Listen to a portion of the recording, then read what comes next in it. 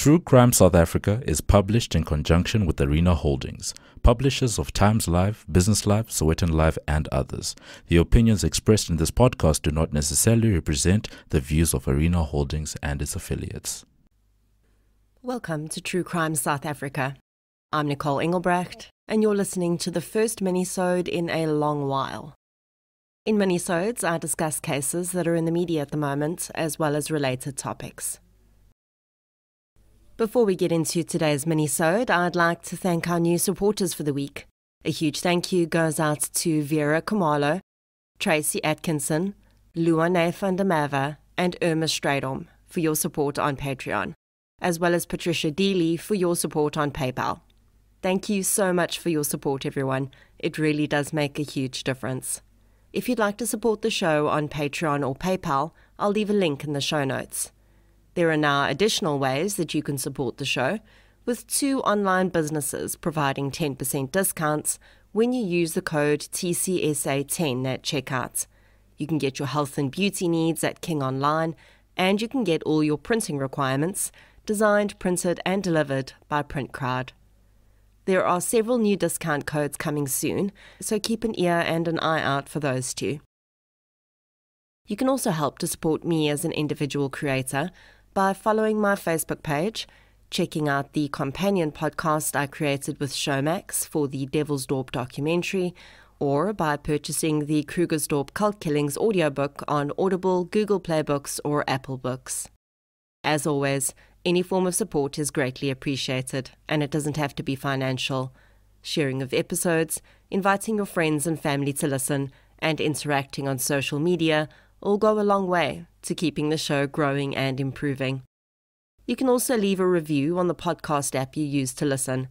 If your podcast platform does not have that option, a Google or Facebook review is equally helpful. Jerobiojin van Wyk. Anyone know who that is? What if I said Daniel Smith? Or the Clava Monster? Now that sounds a bit more familiar, doesn't it? Then what if I threw in words like occult, rituals, serial killer, and let's not forget the best-selling headline maker of all time, Satanism. Now that sounds like a story you want to hear, doesn't it? Yeah. So let me tell you who Jerobiojin van Wyk is, without these sensational tags. A 13-year-old boy lives with his mother in Clava. The town he lives in is in the Western Cape. It's a small town built almost solely around agriculture, like many of the small Western Cape towns I've spoken about on the podcast before.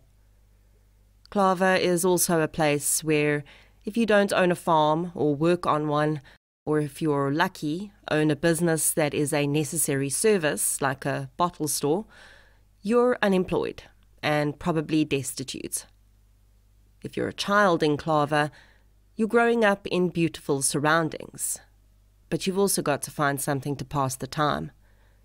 So on Wednesday, the 2nd of February, 13-year-old Jerobiojin and a friend are walking the streets of Clava town. There's a tree in a resident's garden bearing mangoes. The boys salivate over the plump fruit and decide, like millions of children and adults throughout history, that there's no harm in picking a few. The boys have just picked 1 or 2 when they hear the homeowner screaming at them. They run. He gives chase. If some news reports are to be believed, the homeowner gets in his car and drives after the boys. Jerobiojin's friend hides in a dustbin, but he never sees Jerobiojin again. In fact, no one sees Jerobiojin van Wyk alive again. His mother, Teresa, cuts a sad image as she goes to the police station for the first time.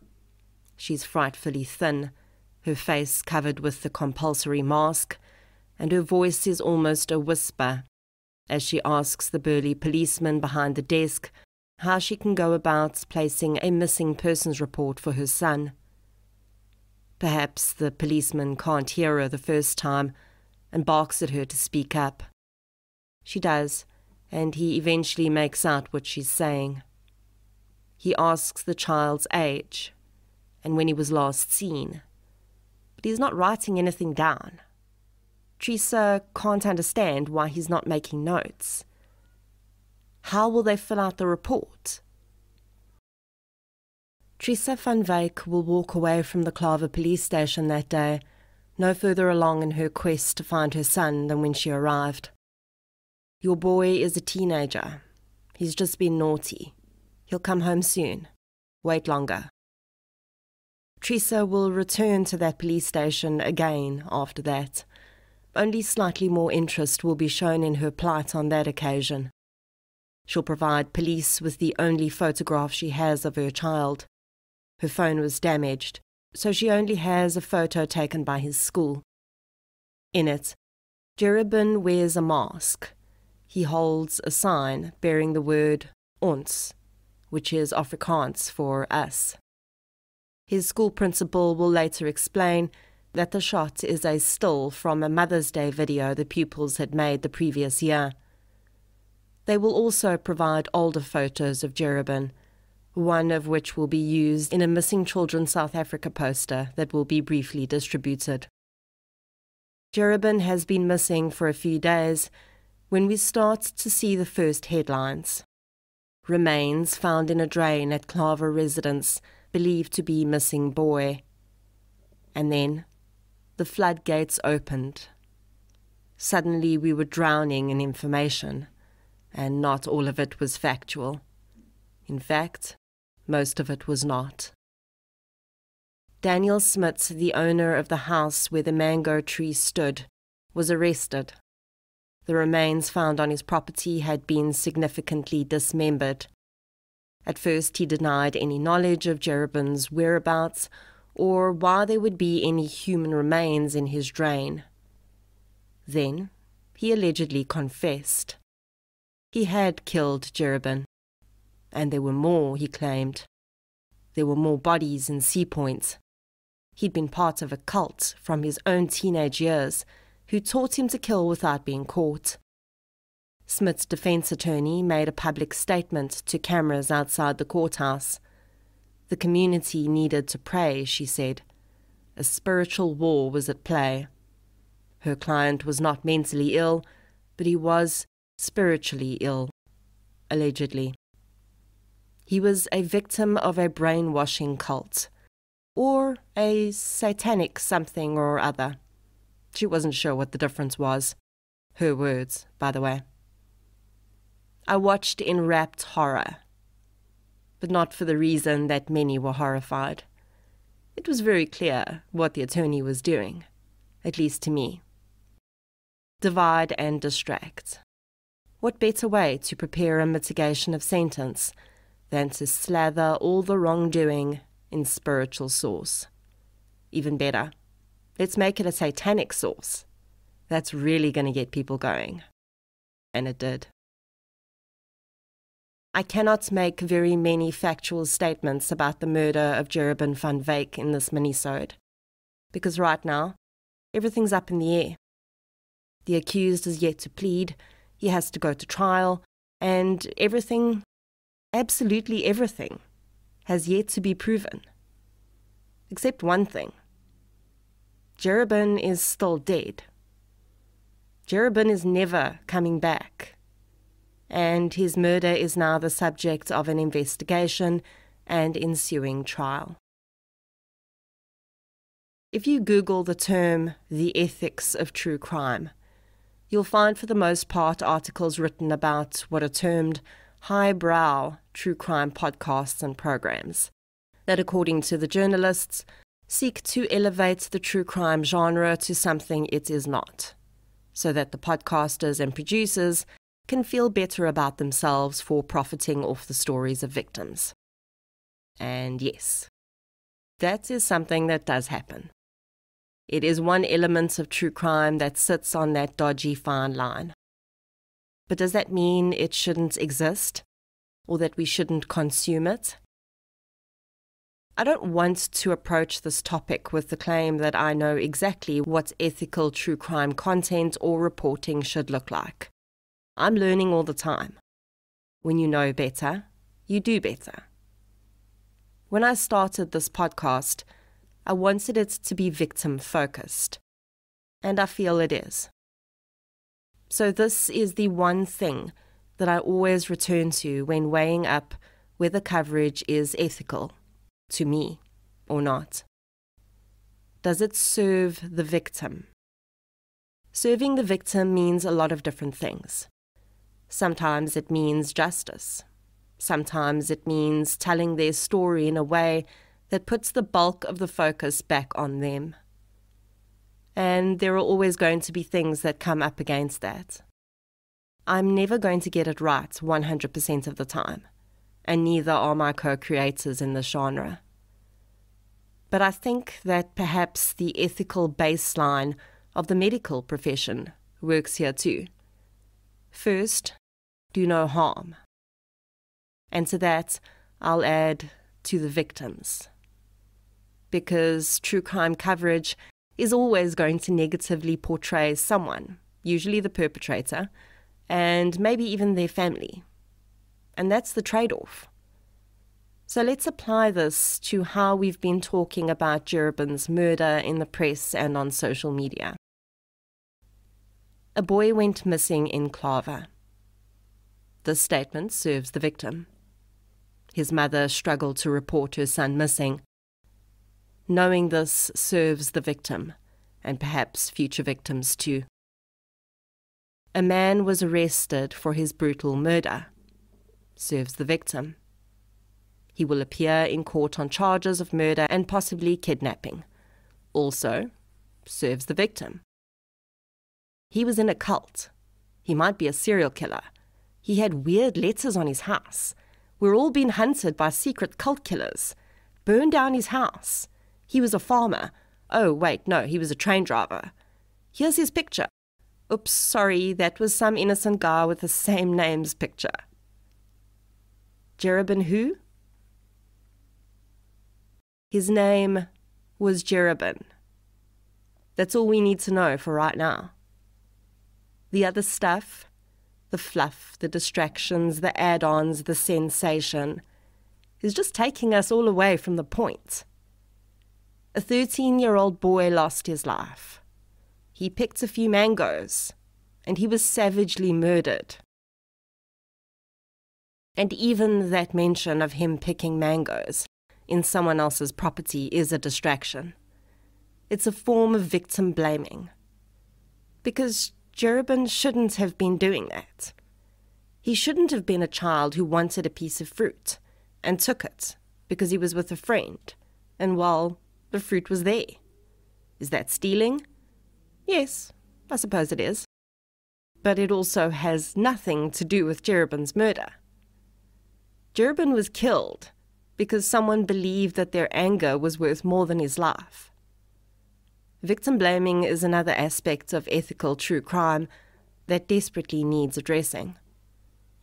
When we think about victim blaming, we mostly think about people blaming women who've been raped for being in dodgy situations or wearing what they deem inappropriate. Of course, the ridiculousness of those insinuations alone are mind-blowing.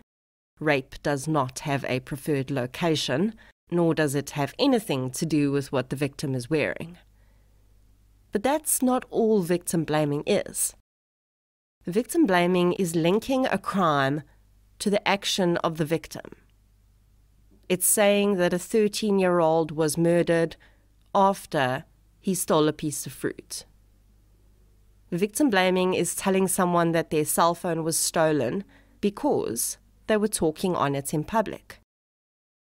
And then there's the second, less noticeable cousin of victim blaming, and that's victim minimization. You got mugged? Well, you do live in a crime-ridden area, so what did you expect? Someone broke into your house? Well, why did you leave the window open? It all makes us feel better. It makes us feel like there's an explanation, and that it will never happen to us. Because we don't steal fruit, and we don't talk on our phones in public places, and the area we live in is pretty decent. So if you're looking to create or consume true crime content in an ethical manner, then yes, victim blaming or minimization needs to be the first thing we refuse to allow.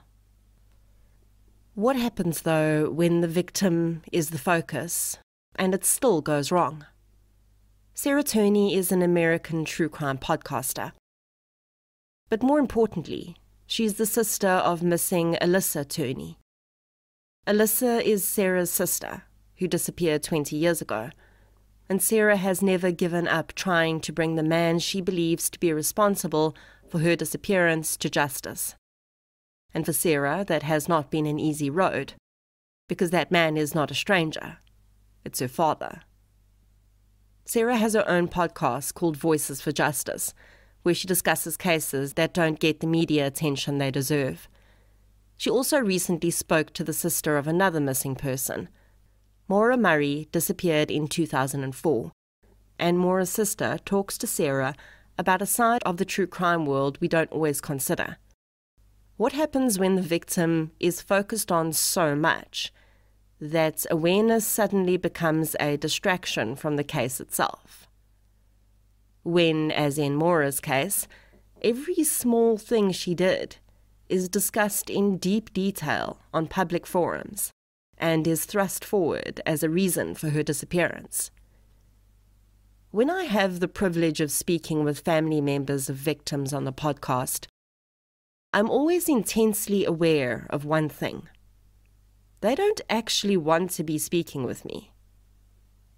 They're friendly, they're lovely, and they're grateful for the opportunity to tell their loved one's story.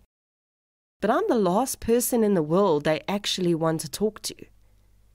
And the story they're telling is one they don't ever want to have to tell again.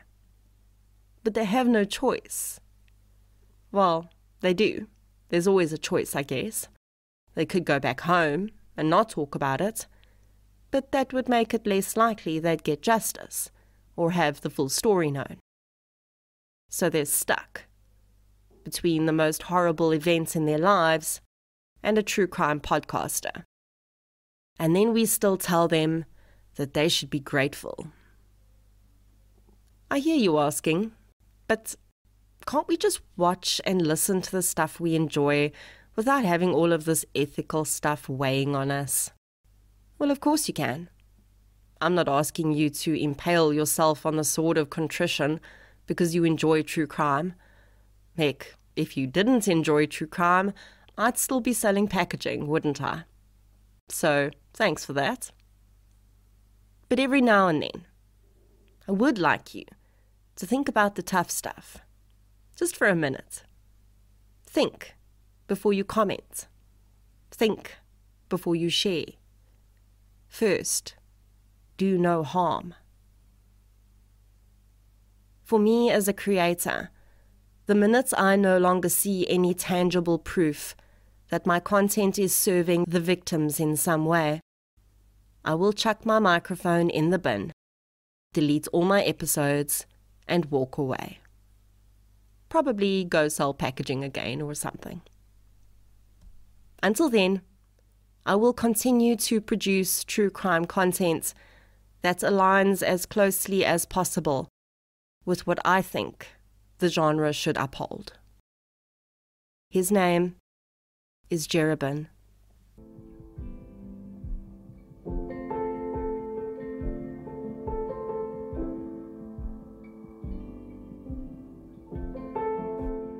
I do hope you enjoyed your minisode for the week. If you did, please be sure to subscribe to the show on the app you're using to listen right now. You can also follow us on social media. We're on Facebook, Twitter, and Instagram. I'll be back next Friday with another episode. Until then, as always, thank you for your support, and I'll chat to you soon.